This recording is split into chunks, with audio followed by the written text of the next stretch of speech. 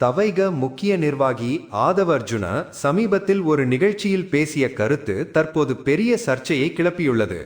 அவர் பேசியபோது ரஜினிகாந்த் அரசியலுக்கு வர விரும்பினார், ஆன்மீக அரசியலை கொண்டு வர முயற்சி செய்தார். ஆனால் திராவிட முன்னேற்றக் கழகம் மிரட்டியதால் அது நடக்கவில்லை என கூறியிருந்தார். இந்த கருத்து ரஜினி ரசிகர்களை கடும் கோபத்திற்கு உள்ளாக்கியுள்ளது. எங்கள் தலைவர் யாருக்கும் பயப்படாதவர்.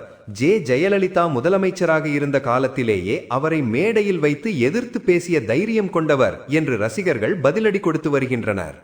மேலும் ஆதவ் அர்ஜுனா தனது கருத்துக்கு மன்னிப்பு கேட்க வேண்டும் என்றும் அவர்கள் வலியுறுத்தி வருகின்றனர். இதற்கிடையில் மதுரை மாநகர மாவட்ட ரஜினிகாந்த் ரசிகர்கள் மன்ற சார்பில் நகரத்தின் பல இடங்களில் கடும் வார்த்தைகளுடன் போஸ்டர்கள் ஒட்டப்பட்டுள்ளன.